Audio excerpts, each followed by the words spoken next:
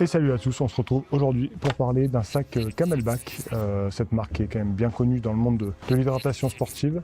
Alors Camelback, ils ont été ces dernières années assez connus pour leur modèle Ultra Pro que porte beaucoup Xavier Thévenard notamment, même sur l'UTMB. C'est vrai que ça c'était un sac qui était assez simple, assez basique j'ai envie de dire, qui fonctionnait bien. Mais c'est vrai qu'à titre personnel, je le trouvais un petit peu petit ce sac. Et voilà, même si Xav l'emmène sur l'UTMB, moi à titre personnel je l'emmènerais pas sur un ultra. Et puis bon, c'était un sac qui était assez simple, qui manquait quand même de pas mal de choses je trouve. Et puis Camelback a sorti un nouveau modèle que j'ai vu pour la première fois sur Scott Hooker à l'UTMB 2018, que depuis on voit sur pas mal d'autres athlètes, notamment Germain Granger qui le porte sur ses courses, qu'il l'avait là sur le 130 km de l'UTCAM récemment. Donc voilà, j'ai pu le tester et s'il est dans cette sélection, c'est que vous imaginez bien que j'ai été plutôt quand même très satisfait de ce sac là, donc je voulais vous en parler. Donc juste en préambule, ce sac qui s'appelle donc le Zephyr, c'est un sac qui garde vraiment la philosophie de Camelback, simplicité, ça va à l'essentiel. Il n'y a pas vraiment de fioritures, mais c'est un sac qui fonctionne très bien.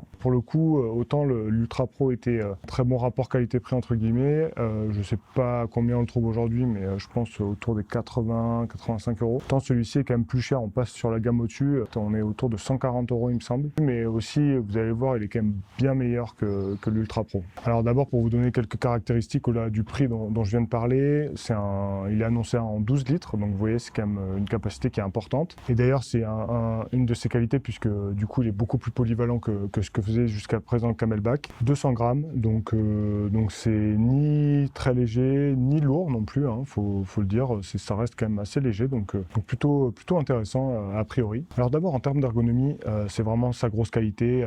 Dans les 4 critères, si je devais garder une qualité, ça serait vraiment l'ergonomie. Il y a 2 grandes poches sur le devant qui sont vraiment bien, où on peut, c'est Vincent Gaudin qui me faisait cette remarque, il a raison, on peut carrément mettre presque 2 flasques supplémentaires en plus des 2 flasques de base. Donc là c'est intéressant, notamment sur des courses où il peut faire très chaud, si on a envie d'apporter plus d'eau avec nous, ça peut être vraiment intéressant. Et puis au-delà de ça, sinon on peut vraiment mettre un peu tout ce qu'on veut dedans. C'est vraiment un point super positif. En plus de ces 2 grandes poches, il y a également une poche d'IP d'un côté, une autre petite poche de l'autre. Derrière on retrouve 2 autres poches, une poche qui est ouverte, une poche avec un zip, pas de poche kangourou cette fois-ci, contrairement à l'Ultra Pro qui en avait une. C'est un peu dommage, ça c'est un petit peu le petit regret moi que j'ai sur ce sac là, notamment pour y mettre la veste. Du coup ça oblige un petit peu à enlever le sac, donc ça c'est un petit peu dommage. Après en termes de maintien, Camelback a revu un petit peu sa copie par rapport à l'Ultra Pro. C'est exactement le même système mais qui est un peu renforcé au niveau des lanières, et je trouve que ça fonctionne mieux que sur l'Ultra Pro où ça avait tendance à pas mal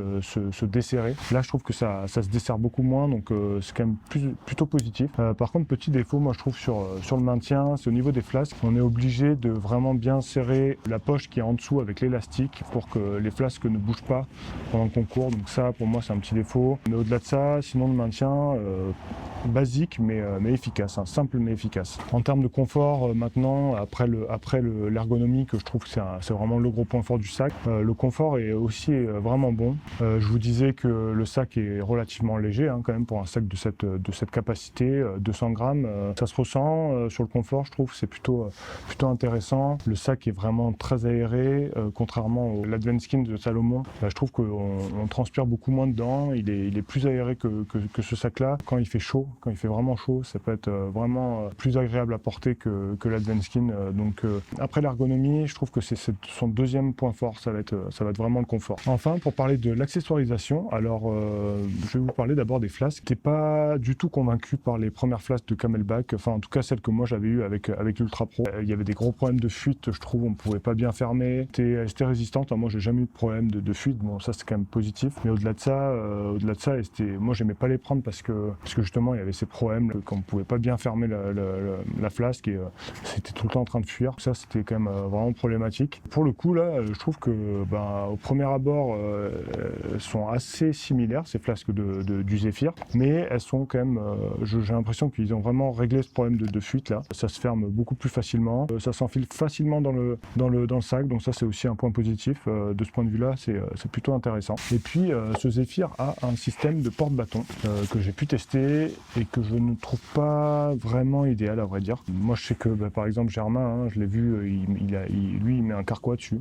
plutôt qu'utiliser ce ce système porte-bâton. Ce qui est sûr, c'est que ce système porte-bâton, on ne peut pas mettre les bâtons sans enlever le sac, donc ça c'est quand même pas hyper pratique. Et puis moi surtout, hein, quand je l'ai testé, les bâtons tombaient en descente, donc quand il y avait beaucoup de chocs. Donc bon voilà, je trouve pas que ce soit idéal. Donc pour conclure sur ce Zephyr, franchement plutôt agréablement surpris. Alors c'est vrai que là on sort un peu du très bon rapport qualité-prix que pouvait faire Camelback auparavant, mais c'est un super sac, vraiment l'ergonomie est parmi les meilleures que j'ai pu tester.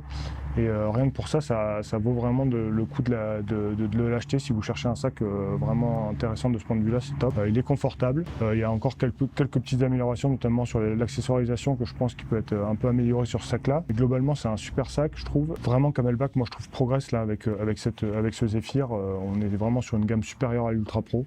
Donc ça, c'est quand même intéressant. Non, c'est vraiment un sac que je conseille sans aucun doute. Alors juste un petit mot pour finir cette vidéo. Comme je vous disais dans la première vidéo sur le Advanced Skin, j'avais prévu de faire 7 vidéos, une tous les jours. J'ai un petit peu changé mon programme. Finalement, je vais encore faire une dernière vidéo sur un sac. En fait, je vais faire qu'une 6e vidéo. Ensuite, un peu bilan et dans laquelle je parlerai un peu d'autres sacs qui m'intéressent également. Je trouvais que c'était peut-être un peu superflu de faire encore une autre vidéo en plus. Ça va être ça la fin du programme. Donc demain encore une vidéo, après-demain encore une vidéo. Et puis voilà, c'est comme ça que se terminera cette série sur les meilleurs sacs de trail. Allez, on se retrouve demain pour parler d'un sac, pour le coup, c'est peut-être l'un de ceux que je préfère dans cette sélection. Donc hâte de vous parler de ça. Allez, à demain. Ciao.